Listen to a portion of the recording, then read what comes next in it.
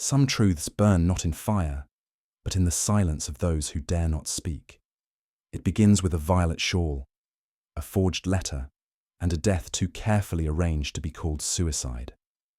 From Baker Street to the shadowed drawing rooms of Kensington, Holmes pursues a trail of ash, ink, and human frailty until the real hand behind the crime is at last unmasked. Where are you tuning in from, and what time is it? Let me know in the comments. Let us walk together into the fog where reason waits for revelation. It was during one of those raw, inhospitable winters which seemed to wrap London in a perpetual shroud of greyness that I found myself once more in close companionship with my friend, Mr. Sherlock Holmes. The wind carried with it the faint tang of soot, mingled with the damp exhalations of the Thames, and the very air appeared to conspire with the clouds above in keeping the city perpetually overcast. The gas lamps were prematurely lit, though the day was yet in its afternoon course, and their jaundiced glow only deepened the sense of gloom. Within our familiar quarters at Baker Street, however, a cheerful fire in the grate and the pungent aroma of Holmes's tobacco created a refuge of warmth and intellectual vitality, set against the dreary monotony outside. Holmes, ever absorbed in his own contemplations, was stretched upon the sofa with half-closed eyes, while I amused myself with some unremarkable medical journal, content in the quiet rhythm of our shared seclusion. Such afternoons, which to the casual observer might have appeared dull, often preceded the most singular adventures of our lives. It was in the midst of this tranquil interlude that we were suddenly disturbed by the sound of footsteps upon the stair, followed by a hesitating knock upon our door. Holmes opened his eyes instantly, as though the softest touch upon the knocker were sufficient to summon him from his abstraction. He cast me a swift glance, in which I read both alertness and anticipation. "You will perceive, Watson," he murmured, "that our solitude is about to be broken." Before I could respond, Mrs. Hudson's familiar voice announced that a lady desired to see Mr. Holmes, and almost immediately the door opened to admit our visitor. She entered with an air of quiet urgency, pausing for a moment as though gathering her strength, then advanced into the room with a composed dignity that did not altogether conceal the tremor of agitation beneath. The interruption seemed less an intrusion than an inevitability, the herald of events already in motion. She was closely veiled, and yet the first impression was of a figure singularly striking in its sombre elegance. A deep violet shawl, finely woven and fringed with care, was drawn tightly about her shoulders, its hue vivid even in the dim light of the chamber.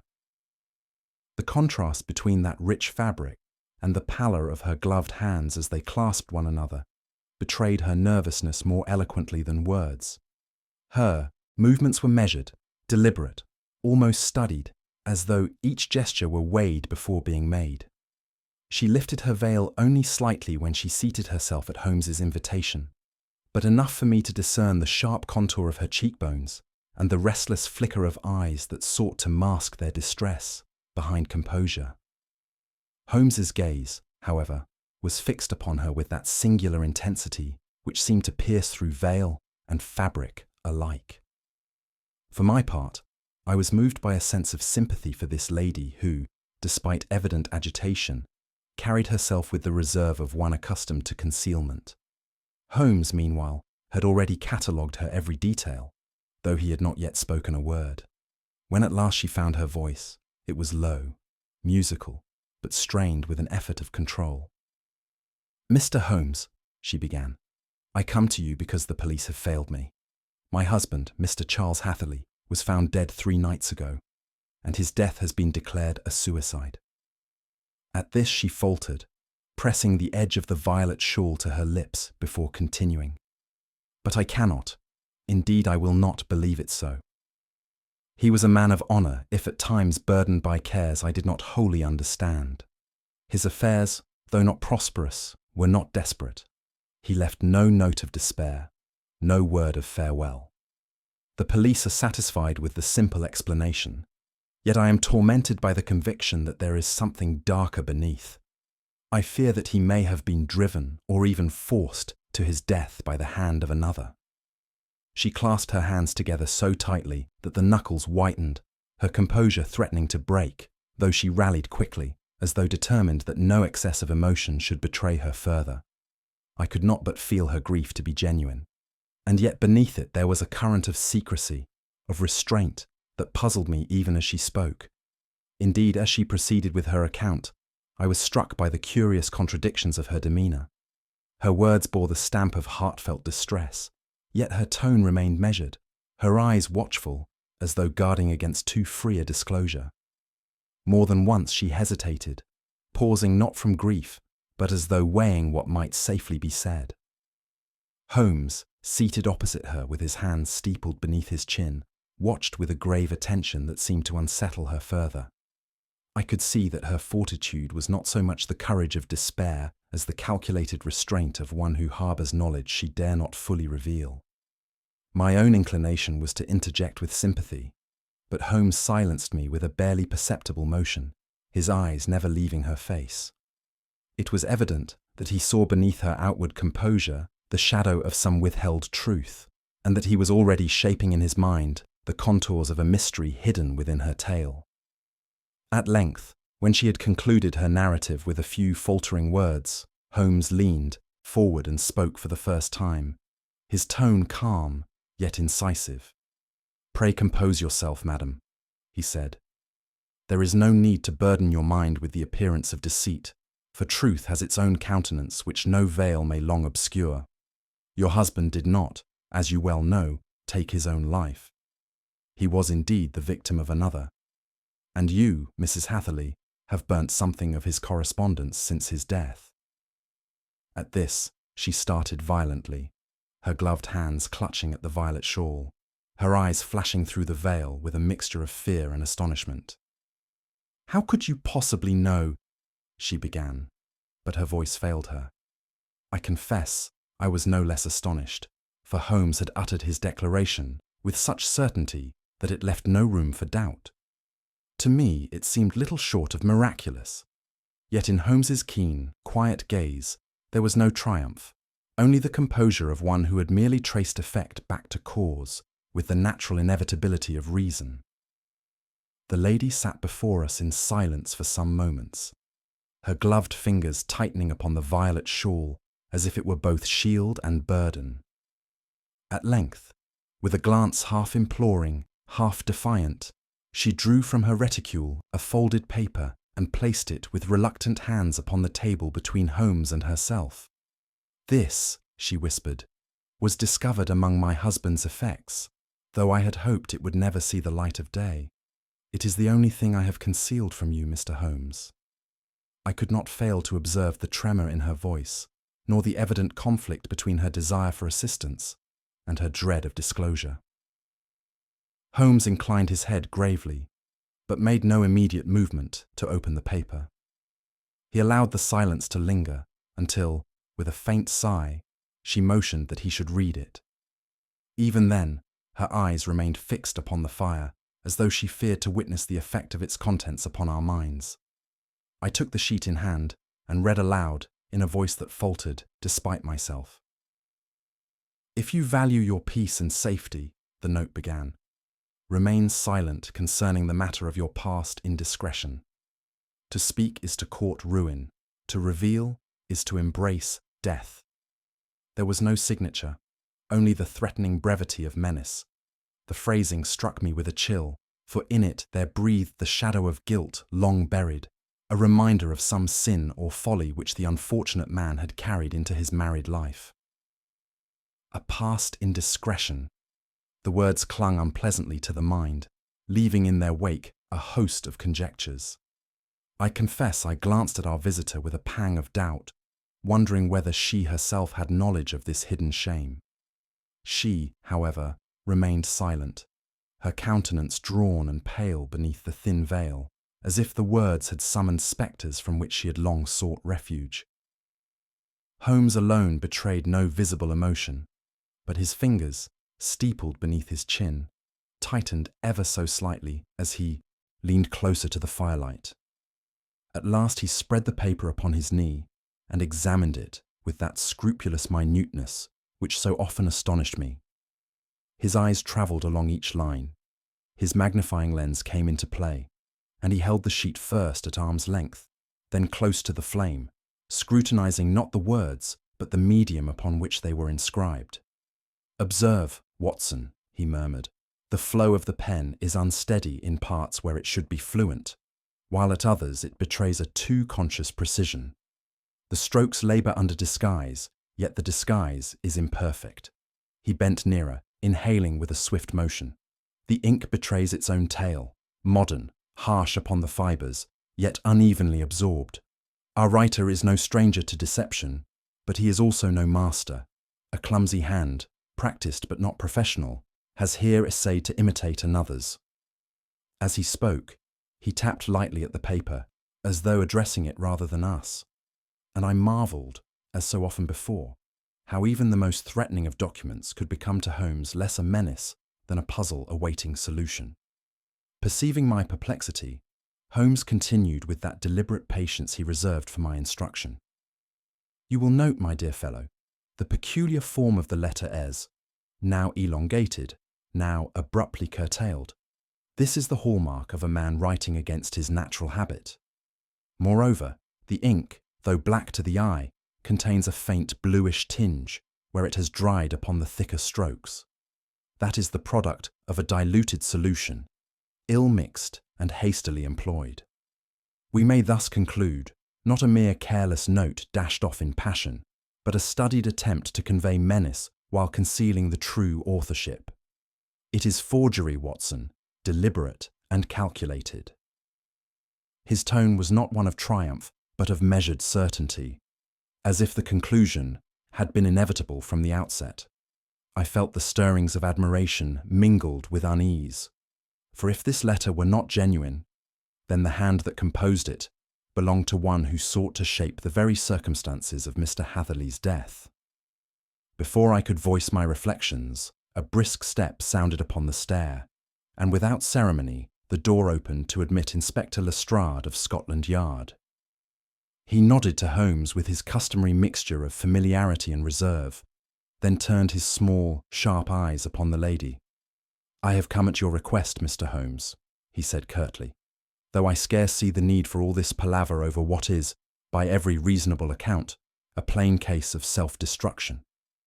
Holmes made no reply, but silently indicated the letter upon the table. Lestrade took it up, read it hastily, and returned it with a shrug. "Anonymous threats, idle scribblings, such things are not uncommon, sir. They prove nothing.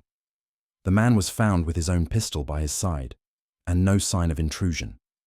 If we were to chase every such piece of nonsense, the Yard would do little else."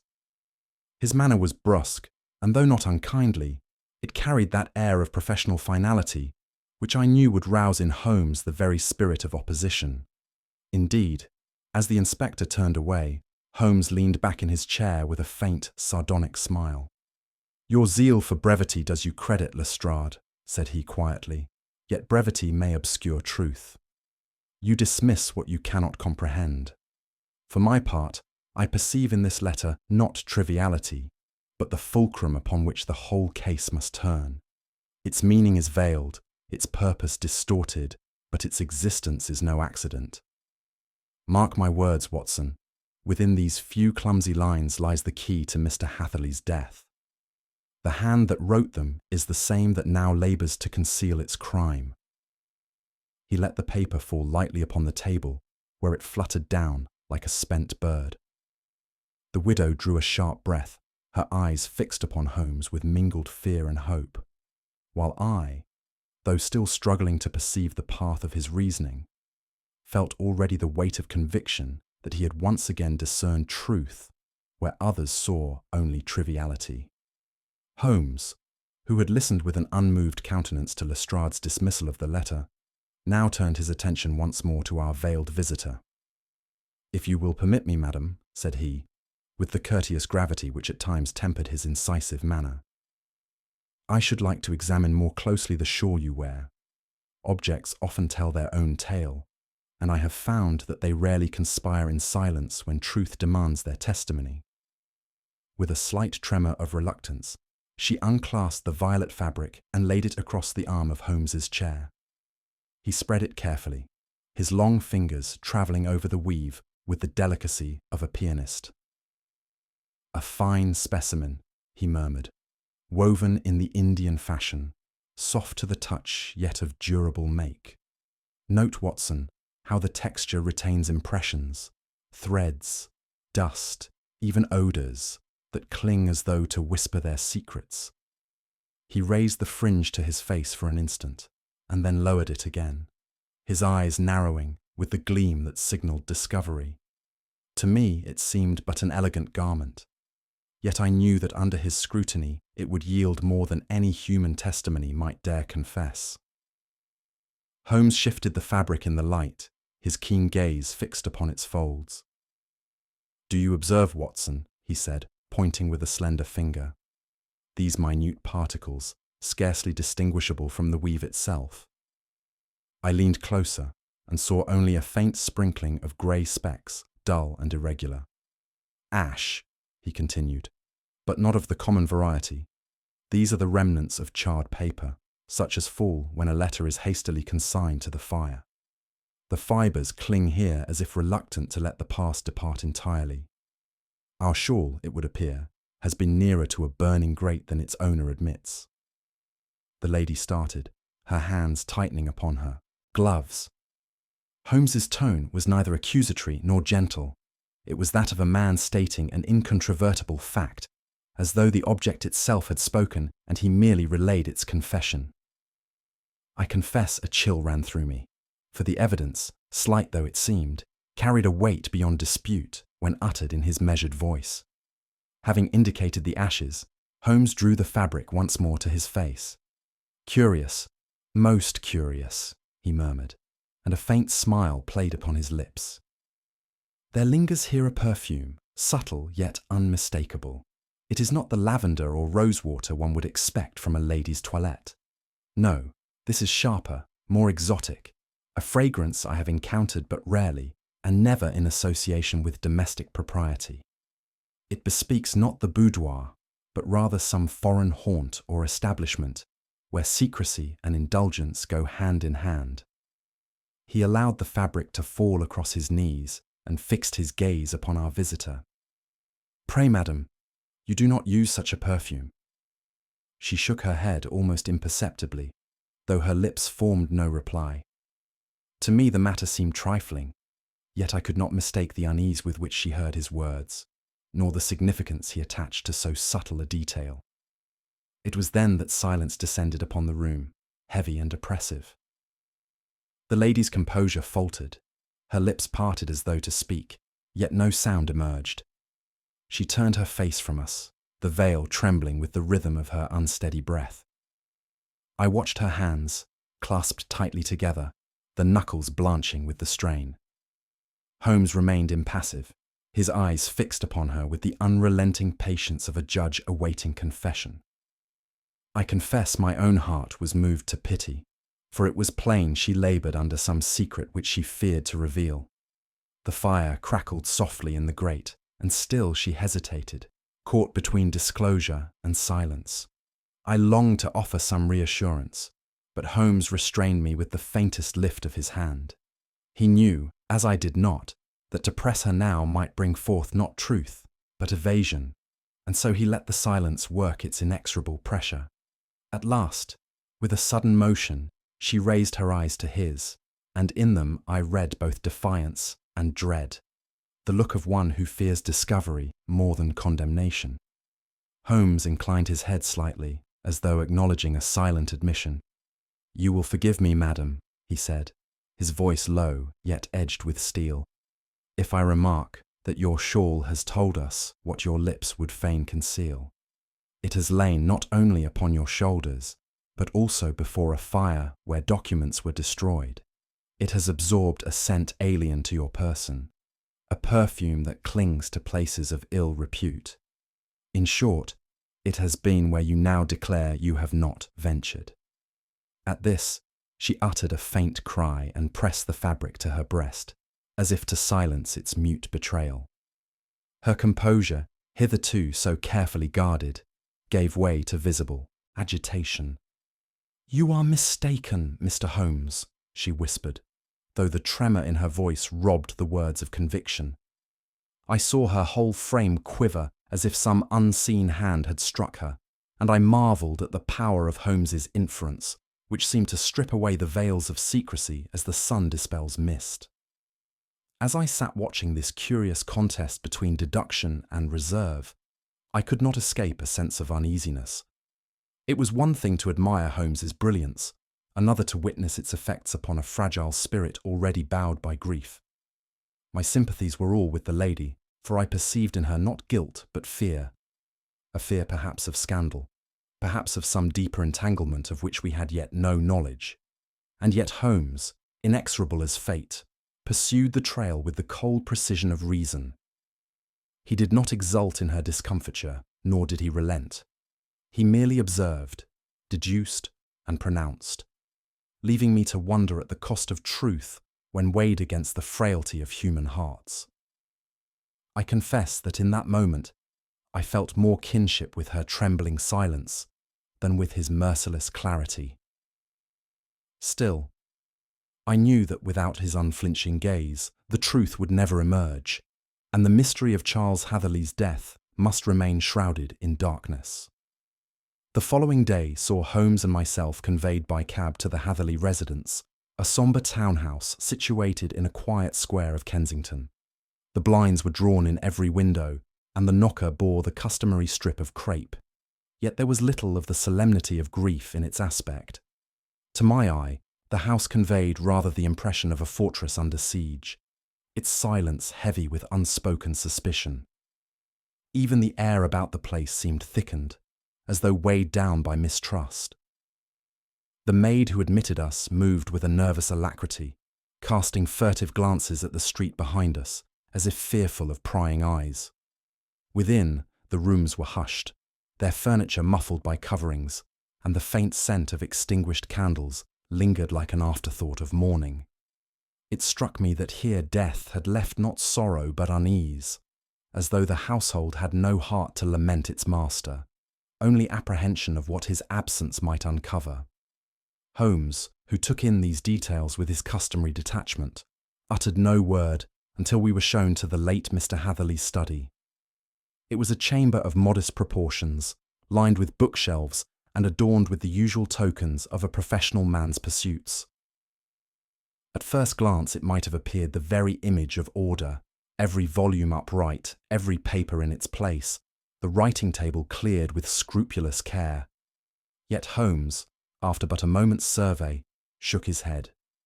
"Too neat, Watson," said he softly. "Too neat by half. Here we have not the chaos of a mind in despair, but the tidiness of an arrangement, one contrived after the event." He moved about the room lightly, touching here a candlestick, there a ledger, pausing before the hearth where no embers now remained. I observed as he did that the grate had been freshly blackened, though the housemaid declared the fire had not been lit since her master's death. "Precisely so," Holmes murmured, his eyes narrowing. "Our man's last hours were not spent in idle brooding, but in purposeful concealment. He took care that we should find little of his true mind here." I could not but feel a chill at the suggestion, for the ordered room seemed suddenly sinister, its very tidiness an accusation against the narrative of suicide. Holmes now approached the writing desk, a sturdy piece of mahogany, plain yet dignified. He seated himself, his long fingers running along the drawer fronts with a pianist's delicacy. For a time he appeared merely to toy with the brass fittings, yet I knew better than to interrupt his concentration. At last, his hand pressed lightly against an inner panel, and with a faint click, a narrow recess sprang open. "There we have it," he said in satisfaction. From the hidden cavity, he drew forth a small bundle of documents, together with a ledger bound in calfskin. He laid them upon the desk, and we both bent over them eagerly. The ledger revealed entries of a financial nature, loans advanced, repayments irregularly made, and sums unaccounted for with suspicious frequency.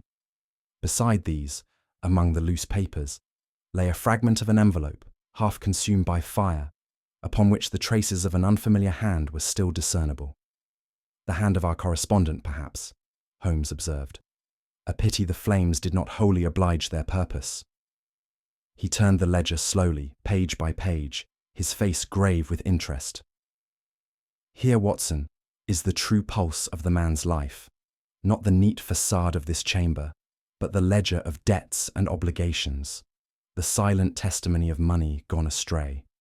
A man may dissemble in speech, but figures cry out when pressed too far. Our poor Mr. Hatherley, it would seem, stood enmeshed in entanglements he dared not reveal.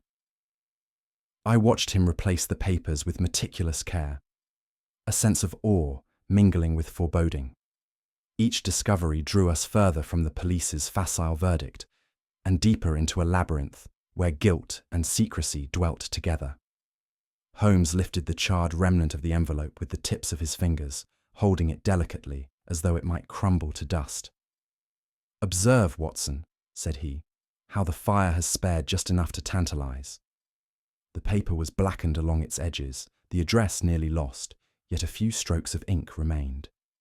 I bent closer and discerned the partial outline of a name, together with the fragment of a date. "Not the hand of our lady visitor," Holmes remarked, "nor that of her late husband.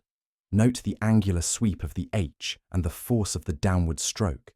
It is the hand of a man accustomed to the pen, and one who writes with decision. Here, too, is the corner of a seal, half melted by the flame. Why destroy the envelope, yet leave the letter?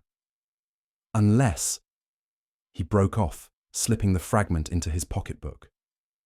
"Unless, indeed, the envelope itself betrayed more than the words it contained." I could not suppress a shiver at the thought of a correspondence so dangerous that even its outer shell must be erased by fire. Our inquiries then extended to the servants' quarters, where Holmes's presence, though grave, was not unkind. He had a way of loosening tongues by the mere assurance of his manner, and soon the housemaid, encouraged by his quiet questions, spoke of frequent quarrels between master and mistress. "They would go days without exchanging a word, sir," she confided. And then all at once the silence would end in a storm.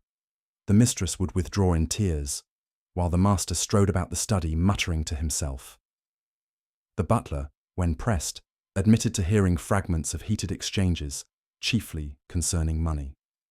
"There were whispers, sir," he said gravely, "of letters received and destroyed, of threats best kept from the household, yet neither master nor mistress ever spoke openly of such matters to us." Holmes listened without interruption, his keen eyes fixed on each speaker as though weighing the very tone of their words. When we withdrew, I felt a heaviness of spirit, for the portrait of the Hatherley marriage was far from harmonious. Grief sat uneasily in that house. Mistrust and secrecy had long taken its place.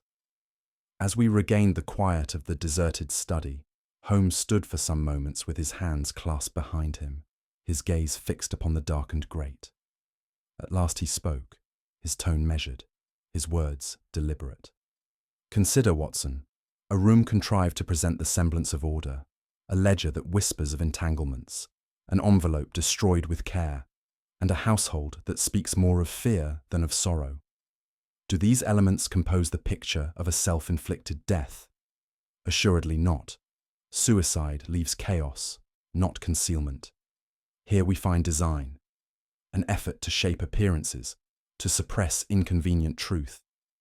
Our task is no longer to question whether Mr. Hatherley was driven to his end, but rather to discover who profited by his silence and who feared the light of revelation." He turned towards me, and in his eyes shone that cold fire which told me he had scented the trail. "This, my dear Watson, is murder, not of the moment, but of deliberation and calculation." The words hung in the still air of the chamber, and I felt, as I so often had in Holmes's company, that the veil of ordinary life had been lifted to reveal a darker stage, where human frailty and cunning performed their secret drama. It was on the evening following our discoveries at the Hatherley residence that we were introduced to Mr. Edward Hatherley, the deceased gentleman's nephew and principal heir. He was announced with little ceremony, and entered Baker Street, with an air of self-possession that bordered on arrogance. His attire was faultless, his gloves immaculately drawn, and yet the very perfection of his appearance struck me as too studied, as though he were conscious of being upon display. He bowed to Holmes with the perfunctory courtesy of one addressing an inferior, and his eye wandered impatiently about the room as though he resented the necessity of this interview. "I trust, Mr. Holmes," he began, "that you will not detain me long. My solicitor has urged me to place myself at your disposal, though I confess I cannot see what further inquiry may be needed. The matter, to my mind, is settled." The tone was one of barely veiled condescension, and I saw a spark of amusement in Holmes's grey eyes as he motioned our visitor to a chair. Holmes, who never wasted words, invited him to state plainly where he had been on the night of his uncle's death. "I was not in London at all," replied the young man with a careless wave of his hand. "Indeed, I had gone down to Brighton for the weekend. A tiresome business, this whole affair. I regret my uncle's unfortunate end, but I was in no position to prevent it." He spoke with a confidence that seemed rehearsed, yet when pressed for particulars, at what hour he departed, in whose company, and where he had lodged, his replies grew vague. "I caught the afternoon train," he said, "and put up at the Bedford. As to the precise hour, really, I cannot say. One forgets such trifles." His tone was light, but I detected beneath it a faint disquiet, as though he feared entrapment by his own negligence. Holmes's pen scratched a note upon his pad, but he made no comment, and the silence grew oppressive until the young man shifted uneasily in his seat. At this juncture, Holmes rose, opened the door, and admitted a man who had evidently been waiting in the passage. He was a cabman of honest appearance, with weather-stained coat and cap in hand. "This fellow," said Holmes, "happened to be at the Rank in Bayswater on the night in question. Tell us, my good man, where you drove your fare." The cabman glanced nervously at our visitor before answering. "It were this gentleman, sir. I took him from Charing Cross to Lancaster Gate about 10 o'clock, and he paid me with a sovereign. No mistaking the face, sir." The young man flushed crimson, and for a moment words failed him. The cabman's blunt testimony had the ring of truth, and I marvelled at Holmes's foresight in producing him at the critical instant. Our visitor half rose from his chair, his composure shaken, then resumed his seat with a forced laugh that deceived no one. "You place undue reliance upon the memory of a cab driver," he said haughtily, though his voice trembled. "These fellows mistake one passenger for another every day. I tell you, I was in Brighton, and there I remained." Holmes inclined his head, but his eyes never left the young man's face. "It is curious," he remarked softly, "how the human memory may falter when it is inconvenient, and yet stand firm when it would condemn us." The effect of this quiet observation was profound. The air grew defensive, his answers evasive, and his disdainful manner only deepened the impression of guilt. He declared the whole business an insult, protested that his affairs were of no concern to strangers, and made as though to depart. Yet in doing so, he betrayed more than he concealed, for every gesture of irritation seemed to argue against his own protestations of innocence. When at last he had gone, leaving behind him an atmosphere of defiance and resentment, I turned to Holmes in perplexity. "Surely," I exclaimed, "the man's guilt is evident. He lied about his whereabouts, and the cabman's testimony places him at the scene. Can there be any doubt?" Holmes smiled faintly, drawing thoughtfully upon his pipe. "My dear Watson," said he, "if guilt ever presented itself so openly, my profession would be a simple one indeed. No, the case is subtler than that. Our young friend plays his part too boldly, as if upon a stage. His lies are clumsy, his indignation too readily summoned. It is all too apparent, too convenient. Believe me, his presence that night is of importance, but his guilt is not the guilt of blood. He is a red herring, laid deliberately across our path, and the hand that placed him there is the hand we must discover." He leaned back, the thin wreaths of smoke curling upward, and I marvelled anew at the calm penetration of his mind. which could perceive artifice even where appearances most loudly clamoured for conviction. Holmes had preserved a thoughtful silence during our return to Baker Street, the cab jolting through the dim-lit streets while he sat absorbed with the letter, now unfolded upon his knee. At last he held it up to the lamp, his sharp eyes glinting in the glow. "We must reconsider this forgery, Watson," said he. "It is not a mere crude contrivance to frighten a widow. Its menace points backward as much as forward.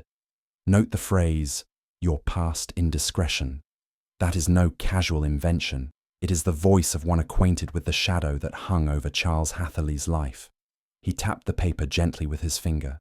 "Here lies the link between death and history." I saw the familiar gleam of excitement in his expression, the illumination of the chase when a faint scent had grown more distinct. I confess the words chilled me, for they seemed to suggest a long-hidden guilt, now revived to demand a fatal reckoning. The following morning we set out upon what Holmes termed a little archaeological inquiry into scandal. Our first destination was the chambers of a solicitor whose memory Holmes prized for its precision. By cautious questions, and afterwards by diligent search through the dusty volumes of court records, my friend pieced together the fragments of an old case which had escaped public notice at the time. It appeared that nearly 20 years earlier, a fraud of considerable extent had been perpetrated by one Henry Carow, a merchant of reputable standing. Charles Hatherley, then a young man, had lent himself to concealment of certain transactions, thereby averting exposure and ruin for Carow. Though suspicion had briefly hovered over Hatherley, the matter was quietly settled, no charge pressed, and the name of Carow preserved from disgrace. Holmes, turning over the parchment leaves, smiled grimly. "Here, Watson, is the buried indiscretion to which our letter alludes. Our dead man carried with him to the grave the knowledge of another's guilt, and his own complicity in shielding it." Holmes's inquiries, pursued with that blend of tact and relentless energy peculiar to him, soon revealed the later course of Henry Carow's life. The once prosperous merchant had fallen from affluence to obscurity. A series of failed ventures had stripped him of wealth and reputation, until, at the time of Hatherley's death, he lingered in shabby lodgings in the East End, dependent on the grudging charity of distant relations. Holmes obtained this intelligence with little apparent effort, though I well knew what patient skill lay behind his success. We even contrived to visit the street where Carow now dwelt, and I saw in the gaunt figure that passed us a man crushed beneath the weight of his own failures. "Note him well, Watson," Holmes whispered. "Here is a man to whom the world has given nothing but loss. Is it strange if he should turn at last to the past and demand from Hatherley a price for that youthful shield, which preserved him then?"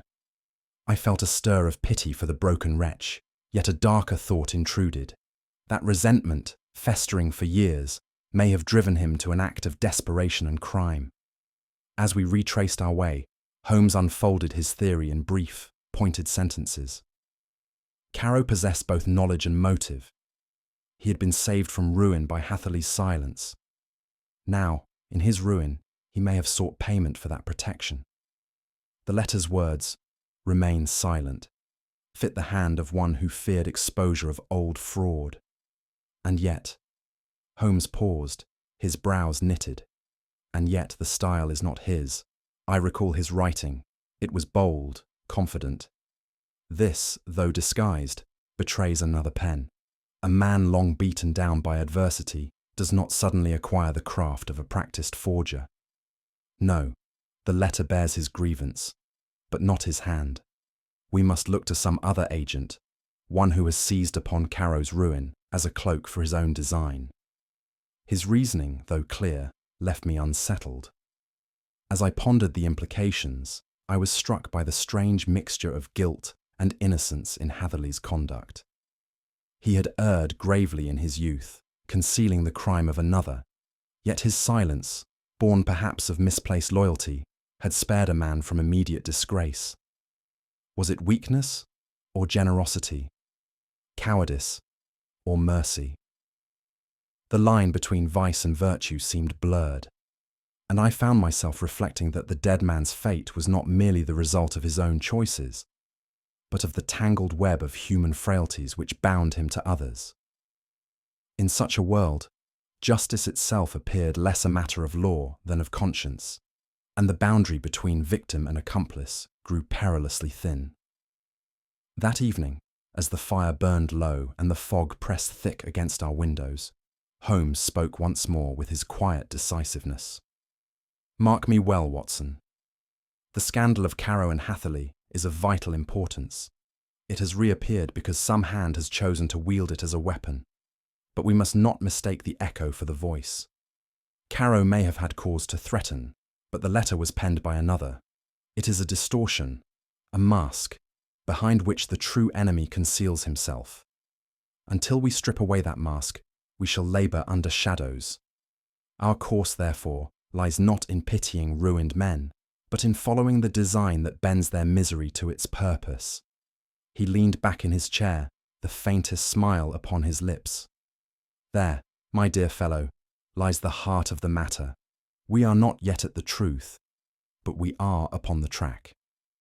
It was upon the second morning after our inquiries into the Carow scandal that our door was once more opened to admit Mrs. Hatherley. I was struck at once by the change in her appearance. The violet shawl still enfolded her figure, but her composure had withered. Her eyes were shadowed with fatigue, and her gloved hands trembled as she laid them upon the back of the chair Holmes offered. She seemed to shrink from the very warmth of the fire, as though it cast too bright a light upon her troubled spirit.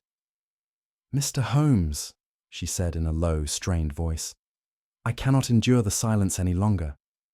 I must tell you more." Her tone was that of a soul compelled to speak, though recoiling from the consequences of disclosure. Holmes bowed with grave courtesy and resumed his seat, his gaze fixed upon her with the quiet intensity that so often drew truth unbidden from unwilling lips. Her words at first came haltingly, as if each syllable were wrung from her by force. "My husband." He had been receiving letters for some months before his death. They came without signature, and each bore a threat. At first he dismissed them as the malice of some unknown enemy, but their persistence unnerved him. He grew secretive, irritable, and fearful. I knew that to take them to the police would mean public scandal, and so I kept silent. I burned one letter myself, hoping to end the matter, but others followed. He begged me not to interfere, and I obeyed, God forgive me, because I feared the shame of exposure more than I feared the danger. Her voice faltered, and she pressed her hands together as if to still their shaking.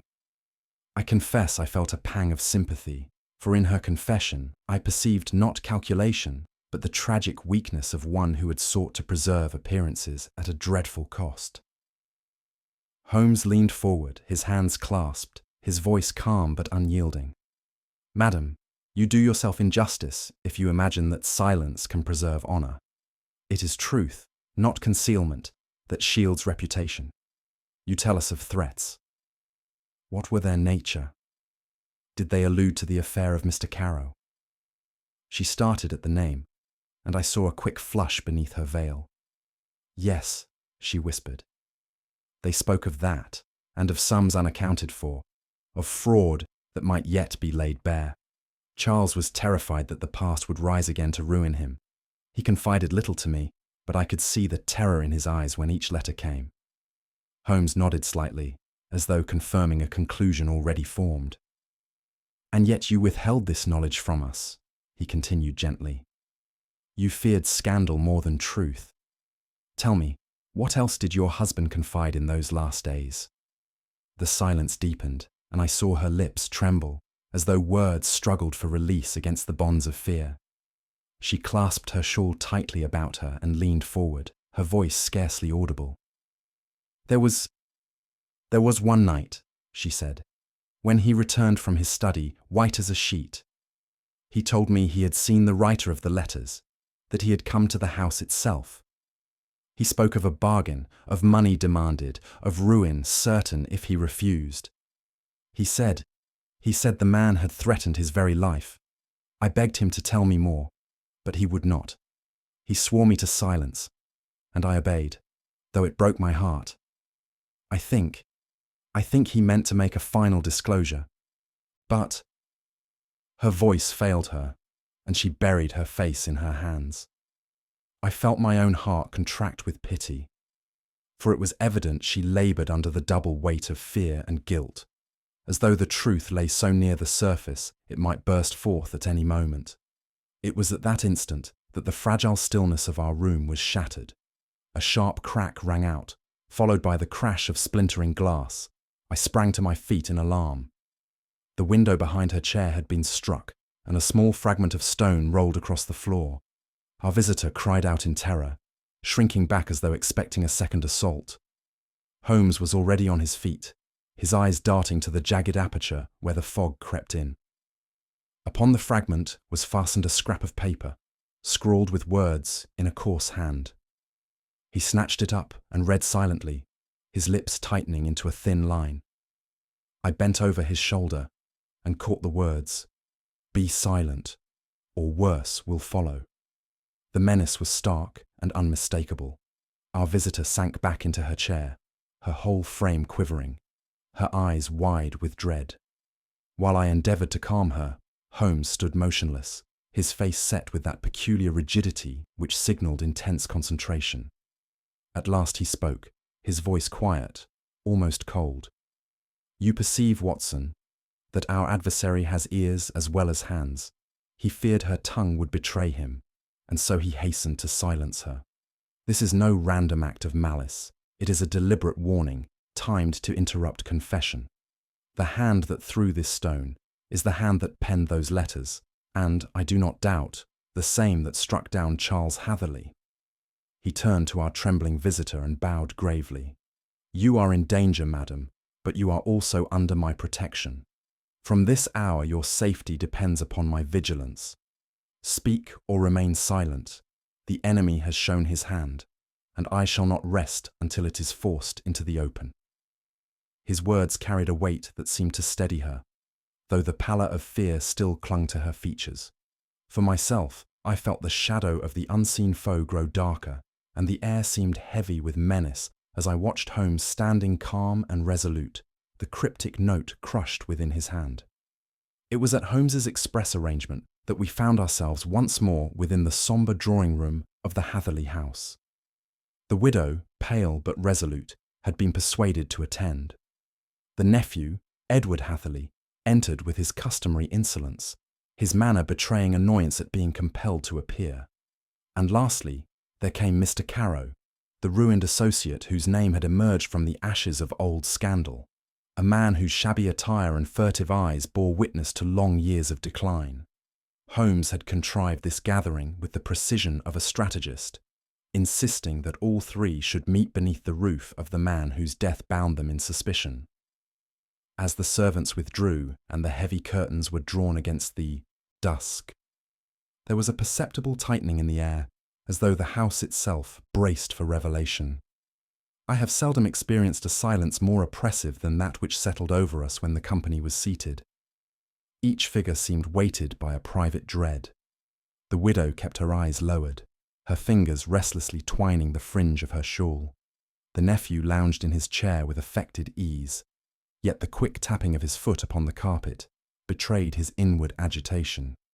Carow sat rigid, his hands clenched upon his knees, his gaze shifting uneasily between Holmes and the others. The atmosphere was that of a court without judge or jury, each participant conscious that unspoken accusation hovered in the air. I confess I felt a strange chill creep over me, for though the fire glowed warmly in the grate, it could not dispel the sensation that invisible eyes watched from every corner. Holmes at length broke the stillness with a remark so casual that it seemed almost irrelevant. "It is curious," said he, "how a man's last hours will often leave their trace upon the smallest objects. A scrap of paper, a mark upon a hearthrug, even the lingering scent of a perfume, these things speak eloquently to one who will listen." He directed no question to any one person, yet as he spoke, I observed a quick start from the widow, a tightening of the nephew's lips, and a sudden pallor in Carow's already haggard face. Holmes continued with unhurried ease, passing from trivialities to more pointed allusions, debts unpaid, letters written and destroyed, visits unaccounted for. He seemed merely to muse aloud, but each word struck home with the force of a carefully aimed dart. It was evident that he watched less for answers than for the tremor of a hand, the flicker of an eye, the involuntary betrayals of guilty knowledge. Presently Holmes drew from his pocket a folded paper. "You may be interested," he said, "to see a letter recently come to my notice." He spread it upon the table. It purported to be a demand for money, couched in terms of menace, and bearing an imitation of Caro's hand. I, knowing Holmes's devices, recognized it for what it was, a forgery of his own contrivance. But the others did not. The widow leaned forward with a cry of recognition, the colour leaving her cheeks. The nephew sprang up, exclaiming angrily that such letters were lies, inventions designed to cast suspicion. Caro, for his part, stared at the page with a look of mingled fear and fascination, as though he beheld a ghost. Holmes said nothing, merely seated himself with composure, his eyes travelling slowly from face to face. The silence that followed was more eloquent than speech. In that instant, each betrayed more than they intended, and I marvelled at the subtlety of Holmes's snare. Never have I seen human countenances so plainly reveal the hearts beneath. The widow's lips quivered with the effort to suppress confession. Her eyes shone with the misery of one caught between fear and relief. The nephew's bravado collapsed, and his hands shook as he struggled to cloak his agitation with anger. Caro sat sunk in himself, his shoulders bowed, muttering incoherently as though to deny the handwriting before him. The room seemed alive with suppressed cries, though no sound was uttered save the rustle of garments and the crackle of the fire. I, who had often witnessed Holmes's triumphs, felt a curious awe at the spectacle, not of detection by words, but of truth wrung forth by silence and presence. Holmes, throughout, remained impassive. Only once did he glance at me, and in that glance I read his satisfaction. He had observed what he sought, the unconscious betrayals which no denial could erase. When at last he rose, it was with an air of finality, as though the scene had yielded all that he required. He addressed the company with grave courtesy, but his words carried an undertone of command. "Gentlemen, madam, I thank you for your candour, expressed, if not in speech, yet in the more eloquent language of the face. The truth of this matter lies now within reach. I shall not detain you further. For the present, suffice it that each of you has furnished me with precisely what I needed." He bowed slightly, and the meeting dissolved in uneasy silence. As we left the house together, I ventured to ask whether he had indeed discovered the culprit. Holmes's lips curved in the faintest of smiles. "Not yet, Watson," said he. "But tonight I have seen enough to know upon whose shoulders the cloak of guilt most heavily rests." Holmes had sat long in silence after our return from the drawing-room confrontation, his eyes half closed, his thin fingers drumming softly upon the arm of his chair. At last he rose with sudden energy. "There is still one witness, Watson, whose testimony has been neglected. Fetch me the violet shawl." The widow, seated trembling by the fire, started as though the words were a summons to judgment. With evident reluctance, she produced it once more, laying the garment across the table. Holmes spread it with delicate care, smoothing the folds as a judge might open a document of weight. "This shawl," he said quietly, "has a story yet to tell, and tonight it shall speak." His tone carried no menace, but a gravity that stilled the room into breathless expectancy. Holding the fabric to the light, Holmes indicated with his finger the minute grey specks clinging to its fringe. "Do you recall, Watson, the particles we observed when first it came into our hands? Let us compare them now." He took a small envelope from his pocket and shook out upon the table a sprinkling of ash gathered from the grate in the late Mr. Hatherley's study. Side by side they lay, the faint grains upon the shawl and those from the fireplace, indistinguishable in hue and form. "There, madam," Holmes continued, "is the evidence of your own hearth. This garment was, in close contact with the fire where papers were consumed. The ashes are not of wood or coal, but of charred paper. Letters, perhaps, or documents whose survival was dangerous. The widow covered her face with her hands, a low sob escaping her lips. Holmes's voice did not harden. It retained the calm, measured cadence of one who speaks only what cannot be denied. "You see, Watson," Holmes resumed, "the shawl tells us not merely where it has been, but what part its wearer played. It was no stranger who thrust those papers into the flame. It was you, madam. You destroyed evidence of your husband's peril. The motives may have been loyalty, fear, or despair, but the fact remains, your own hand committed the act." At this, she looked up wildly, her face pale beneath the veil. "Yes," she cried, "I did it. He begged me to keep silent. He swore it was the only way to preserve our name. I could not refuse him, though I knew it was wrong. I burned the letters, the ledgers, everything that bore the stain of that old disgrace. God forgive me. I thought I was saving him." Her voice broke, and she sank back, trembling with the weight of her confession. Holmes inclined his head gravely, his eyes softening for the first time with something akin to pity. Holmes then turned to me, his tone assuming the clarity of demonstration. "Let us reconstruct the fatal night. Mr. Hatherley received his enemy in the study. Words passed, demands made, threats uttered. The blackmailer pressed too far. A struggle ensued, sudden and violent. In the heat of that moment, the weapon turned upon Hatherley himself, and he fell. The intruder fled, leaving confusion behind. The widow, bound by loyalty and terror, destroyed the correspondence, seeking to shield her husband even in death. The room was tidied, the evidence suppressed, and thus the police, deceived by appearances, declared it suicide. But the shawl, Watson, the shawl retained the dust of the fire, the perfume of a place alien to her, the very tokens of concealment. Objects speak where lips are silent. His voice, though quiet, carried a weight that filled the room with conviction. I confess I looked at the violet shawl with new eyes. What I had first seen as an ornament of mourning had become, in Holmes's hands, a witness more eloquent than any living tongue. Its folds, once soft with sorrow, were heavy with accusation. I thought of how often we cling to objects for comfort, never suspecting that they may bear silent testimony to our deeds. The fabric, innocent in itself, had absorbed the ash of destroyed truth, had travelled where its mistress dared not confess she had been. In that moment, it seemed to me almost a symbol, the frailty of human concealment, betrayed by the very things we hold closest to us. Holmes, however, was not content to leave the matter upon that note. He turned to our visitor once more. "Madame, you have erred gravely, but you are not guilty of blood. Your silence has placed obstacles in the path of justice, but the hand that struck your husband was not yours. You are bound by complicity, not by crime.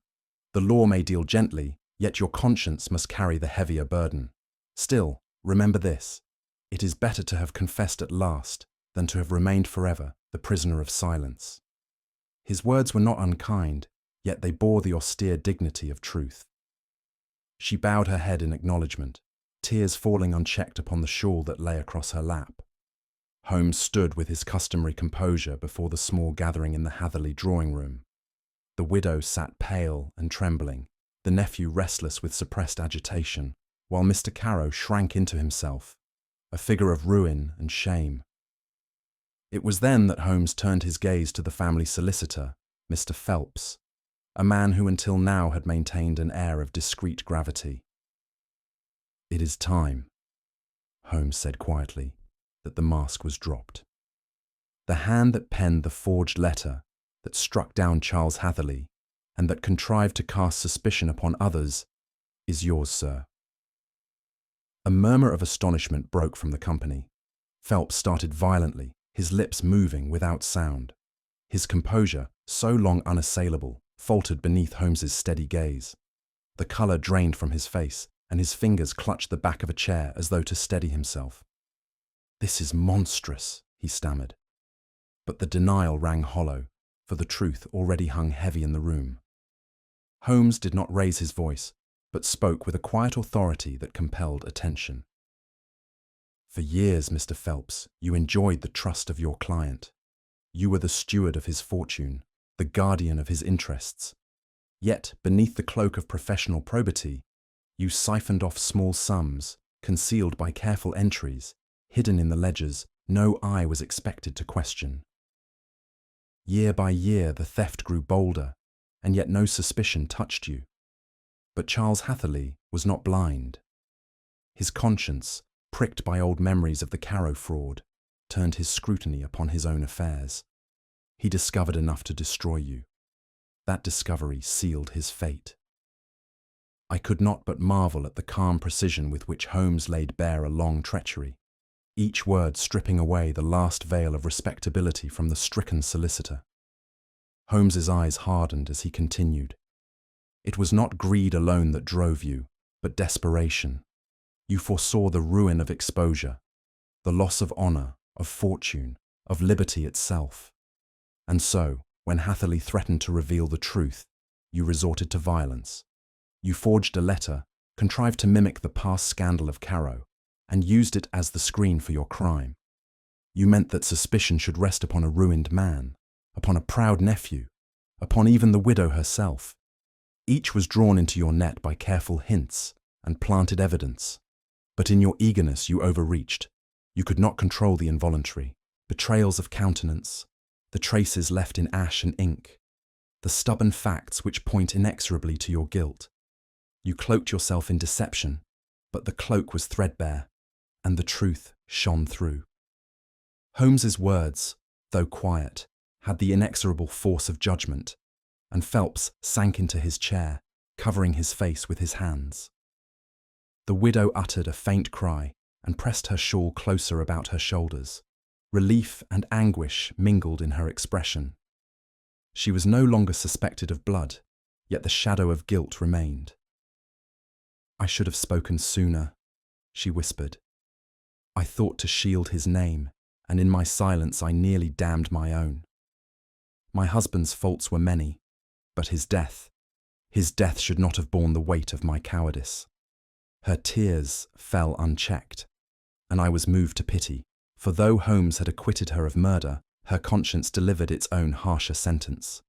The nephew, meanwhile, muttered incoherently of injustice and wasted time, but Holmes paid him no heed. His eyes rested upon the widow with a grave compassion. "Madam," he said, "the law will deal with Phelps. Your trial lies within your own heart, and there the verdict may be less merciful. Yet truth spoken, even late, is a step toward release." As we left the house, the fog curling once more about the street lamps, I could not refrain from remarking upon the strange justice of the affair. Holmes walked beside me, his hands deep in the pockets of his coat.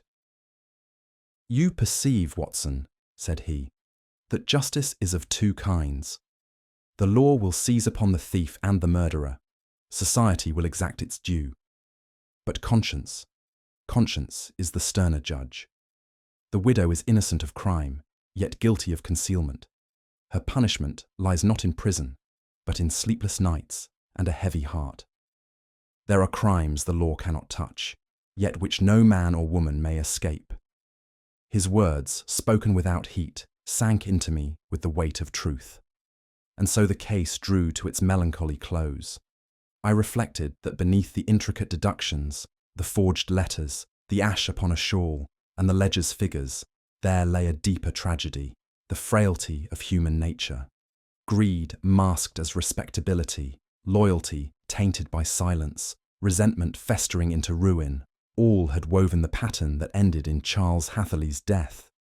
I thought of the widow, her eyes shadowed by guilt, of the solicitor, his mask stripped away, and of Holmes himself, calm amidst the wreckage, his mind unswerving in pursuit of truth. It was a sombre lesson, that in the theatre of human weakness, crime is but one actor among many, and the curtain falls not with triumph, but with the weight of pity and regret. Holmes leaned back in his chair, the last embers glowing faintly in the grate, and regarded me with that distant look which told me his mind still moved upon the case. "You see, Watson," said he quietly, "the most dangerous crimes are not committed in alleys or under cover of night, but beneath the cloak of respectability. It is there that silence conspires with deceit, and appearances serve as the finest weapon."